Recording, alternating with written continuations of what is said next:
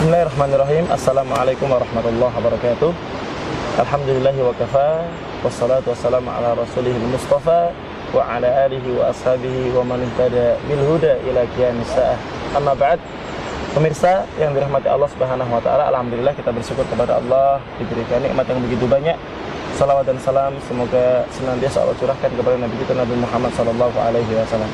Pemirsa, alhamdulillah telah hadir bersama kita guru kita Ustaz Ali Mahdi hafizahullah ta'ala yang insyaallah pagi ini akan menemani kita membahas tentang beberapa hal tentang rumah tangga, yang mana beberapa pekan terakhir ini sedang agak viral tentang rumah tangga. Assalamualaikum Ustaz. Waalaikumsalam warahmatullahi wabarakatuh. Ustaz, mohon maaf Ustaz, kita sedang hangat ini Ustaz tentang masalah rumah tangga di medsos, di sebagian majalah bahwasanya ada peningkatan angka KDRT. Ini kita pengen tanya nih Ustaz, sebetulnya apa sih langkah-langkah yang bisa ditempuh untuk bisa mengurangi potensi KDRT Ustaz? Mungkin dari awal dulu nih Ustaz, kira-kira tips-tips apa yang oleh syariat Islam ini ajarkan agar kita ini bisa memilih pasangan yang ideal Ustaz? Iya, bismillah. Syariat Islam adalah syariat yang sempurna, mengatur segala aspek kehidupan manusia. Tentunya masalah pernikahan, masalah yang besar tidak luput dibahas dalam Islam. Sehingga kita dapati sabda-sabda Nabi SAW yang memberikan arahan-arahan kepada laki-laki bagaimana mereka memilih pasangan. Begitu pula kepada wanita, bagaimana mereka memilih pasangan. Insyaallah. Jadi pertimbangan adalah bukan apa yang dipikirkan oleh kebanyakan manusia, harta dan seterusnya, tidak. Namun jadi pertimbangan adalah apa yang disampaikan oleh Nabi SAW kepada para ayah, kepada para wali. Kata Nabi SAW, "Idza ataakum au idza ja'akum man tardawna dinahu wa khuluquhu fazawwiju." Apabila datang kepada kalian wahai para wali, man tardawna dinahu wa khuluquhu, datang kepada kalian seorang laki-laki yang ingin melamar putri kita kah atau adik kita kah, dengan dua syarat. Man tardawna dinahu wa khuluquhu, agamanya kita cocok, kita ridho dengan agamanya, dia adalah orang yang menjaga hak-hak Allah, dia menjaga hak-hak manusia, wa khuluquhu, dan yang kedua juga akhlaknya baik. Agama bisa kita lihat apakah dia hadir sholat, apakah dia adalah orang yang berpuasa di bulan Ramadan dan seterusnya. Sedangkan akhlak, dari mana kita tahu? Kita bisa bertanya kepada orang-orang terdekat, apakah dia adalah orang yang baik, ataukah dia adalah orang yang emosional, orang yang mudah marah, kalau sudah marah meledak-meledak. Yang seperti ini nggak bisa kita lihat di majelis taklim, nggak bisa kita lihat di masjid, tapi kita lihat dari orang-orang terdekat dia. Berarti dari real praktek kehidupan sehari-hari Ustaz? Iya. Karena bukan hanya baik agamanya saja, tapi juga akhlaknya juga baik. Kalau datang datang seseorang yang terpenuhi di dalamnya dua kriteria ini, agamanya baik, akhlaknya baik, Nabi pakai kata perintah, fazawwiju, nikahkan. Masya Allah. Jadi gini Ustaz ya, memang ini bukan rahasia ya Ustaz ya. Kita kadang melihat seorang itu, ya kelihatannya itu tampilannya, busananya, mungkin juga beberapa kali rajin di kajian, tapi ternyata kadang ada istri yang mengalahkan tentang sifatnya, tentang akhlaknya. Jadi memang sebetulnya antara penampilan zahiri dengan akhlak itu memang terpisah saja. Iya. Masya Allah. Jadi tadi harus kita cari tahu melalui orang-orang terdekat. Kita nggak harus buru-buru. Kita cari tahu info yang setidaknya cukup meyakinkan kita bahwasanya dia adalah orang yang akhlaknya baik, dia layak untuk kelak akan menjadi pemimpin bagi putri kita atau bagi adik kita, maka bismillah kita nikahkan. Berarti kalau ini sebetulnya lebih dari ke segi perempuannya saja. Iya. Artinya ketika datang laki-laki kepada wali perempuan ini dan punya sifat di antaranya tadi agamanya bagus, akhlaknya bagus, itu kalau bisa diterima saja. Iya. Artinya sebetulnya tidak harus kemudian pertama kali kriteria itu sudah punya mobil apa gitu. Iya. Nggak harus gitu Ustaz ya. Nggak harus. Justru malah paling penting poinnya adalah agama dan akhlak Ustaz. Iya. Demikianlah yang diarahkan oleh Nabi kita Shallallahu Alaihi Wasallam. Masya Allah. Oke, Tad, sekarang jadi gini, Tad. Sekarang bagaimana tadi kan seorang wali menerima seorang laki-laki yang datang untuk dinikahkan ke putrinya. Iya. Sekarang bagaimana cara seorang laki-laki mendapatkan kriteria pasangan yang ideal, Ustaz? Iya. Kalau tadi bagaimana seorang istri atau seorang wanita mendapatkan pasangan ideal. Yes. Sekarang gantian. Kebalikannya, Ustaz. Laki-laki bagaimana? Iya, bagaimana? Itu juga luar biasa, sudah dijelaskan sama Nabi Shallallahu Alaihi Wasallam. Kata Nabi Shallallahu Alaihi Wasallam, tunkahul mar'atu li arba. Biasanya wanita itu dinikahi karena 4 alasan. 4 alasan. Iya. Yang pertama 5 liha, hartanya. Karena hartanya banyak, dinikahi. Wali jamaliha, karena wajahnya yang cantik. Karena dia cantik, akhirnya dinikahi. Wali hasabiha, nasabnya. Karena dia adalah dari keturunan orang terpandang, anaknya seorang raja kah atau yang lainnya, maka dinikahi. Dan yang keempat kata Nabi, walidiniha, karena agamanya. Dia dinikahi karena dia adalah orang yang taat kepada Allah, akhlaknya baik dan seterusnya. Jadi biasanya seseorang laki-laki menikahi orang itu karena 4 hal tadi. Itu umum saja. Biasanya di semua negara gitu. Di semua negara, insya Allah. Kemudian Nabi Shallallahu Alaihi Wasallam memberikan arahan kepada kita. Dari 4 ini yang harus kita dahulukan mana? Apakah hartanya? Apakah kecantikannya? Apakah nasabnya dari keluarga yang baiknya, dari keluarga yang baik, atau karena agamanya? Kata Nabi Shallallahu Alaihi Wasallam, fadfar bidatid. Dahulukan wanita yang agamanya baik. Jadi dari 4 ini yang kita dahulukan adalah yang keempat. Yang kita prioritaskan yang keempat. Yang kita prioritaskan yang keempat. Iya, betul sekali. Ya, untuk kemudian pilih yang cantik, yang cocok dengan kita itu perlu. Melihat harta juga perlu. Dari keluarga baik juga perlu. Iya, karena biasanya kan kebaikan keluarga sangat berpengaruh kepada kebaikan personnya satu. Iya, betul sekali. Tapi tetap yang jadi prioritas adalah agama dia. Iya. Kemudian kata Nabi, taribat yadak. Taribat yadak ini memiliki 2 arti. Nabi mengatakan fadfar bidatid, dahulukan wanita yang agamanya baik, taribat yadak. Taribat yadak memiliki 2 arti. Yang pertama bisa diartikan, maka ini akan mudah. Seperti orang tayamum seperti ini, menghilangkan debu dari tangannya, akan mudah. Berarti maksudnya orang yang mendahulukan ketika memilih calon istri itu karena agamanya, maka akan mudah bagi dia dalam membimbing dia. Masya Allah. Sholat, alhamdulillah, sudah nggak perlu lagi disuruh-suruh. Masya Allah. Berpakaian dengan pakaian Islami, sudah alhamdulillah, nggak perlu lagi disuruh-suruh. Menjaga kehormatan, menjaga hak suami, sudah nyaman, ringan.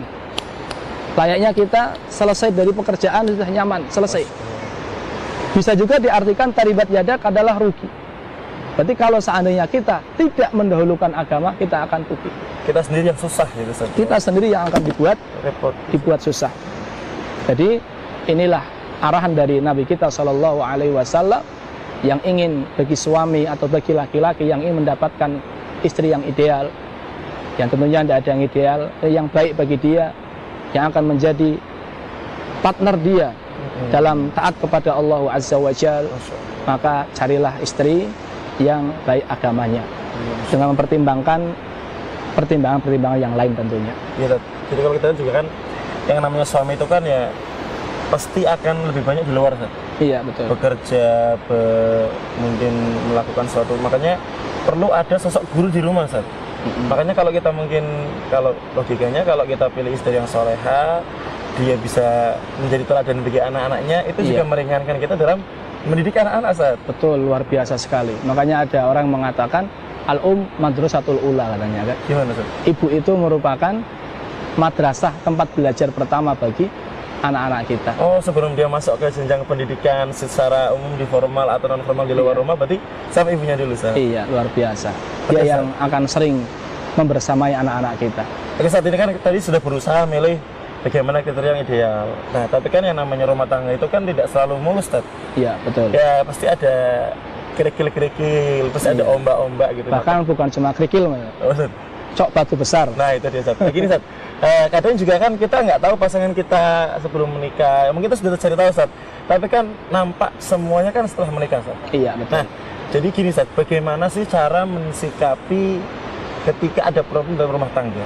Mungkin ketika seorang istri tidak menunaikan hak kepada suaminya ataupun sebaliknya. Nah, sebetulnya apa langkah yang perlu ditempuh agar kemudian bisa kembali lagi, Ustaz, ke track yang benar? Kembali lagi bisa bareng-bareng saling memenuhi hak kewajiban, Ustaz. Iya. Jadi betul tadi yang Ustadz sampaikan, bahwasannya namanya rumah tangga tidak akan lepas dari yang namanya masalah. Bahkan Allah Ta'ala berfirman, wa ashiruhunna bil ma'ruf, pergaulilah mereka dengan cara baik. Wa in karihtumuhunna syai'an, mana, Ustaz? Berarti kalau ada kita dapati tidak baikan pada mereka, begitu, Ustaz? Iya, bisa jadi Allah Ta'ala jadikan pada wanita tersebut kebaikan yang banyak. Oh, artinya begitu, memang dari Quran pun menunjukkan bahwasanya memang siap-siap nih. Siap-siap. Pasti ada sesuatu yang gak kamu sukai. Iya. Masya Maka sebagian ahli tafsir mengatakan seakan-akan Allah Ta'ala itu mengatakan kalian nggak akan bisa hidup bahagia dengan seorang wanita kecuali dengan sabar. Dengan sabar. Itu dengan sabar. Ya, siap menikah, siap sabar.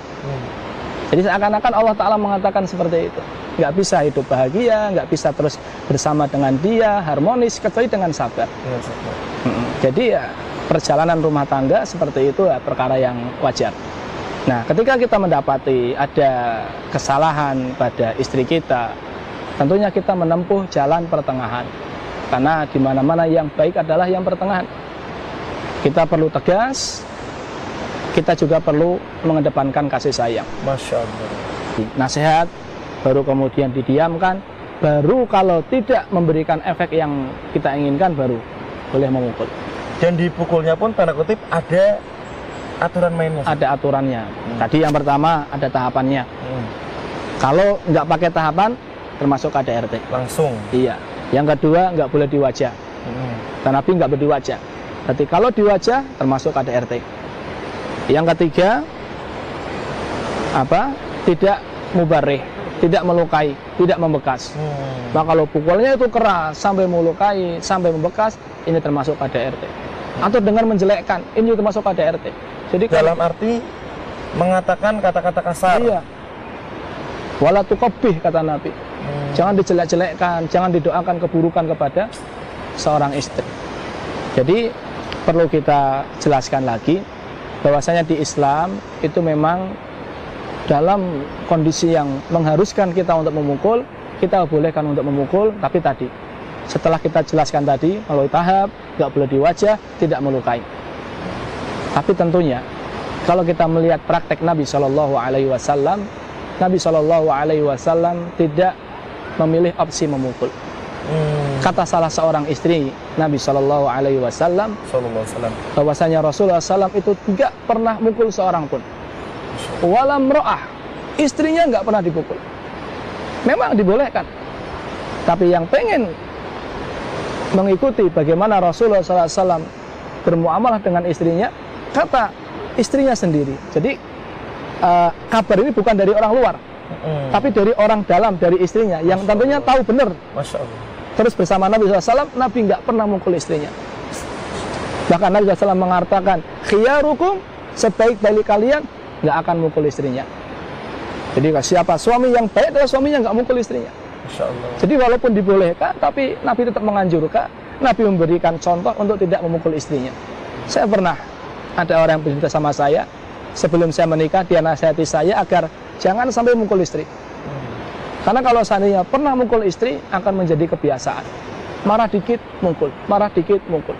Jadi kalau ada kemauan untuk memukul, jangan sampai mukul. Karena kalau sudah pernah mukul sekali, untuk taubat, untuk berhenti dari memukul istri adalah sesuatu yang sulit. Maka usahakan semarah apapun tadi kita nasihati, kita diamkan. Kalau memang kita nggak mampu, kita gunakan cara-cara yang diajarkan dalam Islam, seperti berwudu, merubah posisi, kemudian barangkali meninggalkan dia sebentar biar emosinya tidak terpancing. Mungkin ke musola gitu Ustaz ya. Mungkin ke musola, sholat, minta sama Masya Allah. Allah. Luar biasa. Masya Allah ya.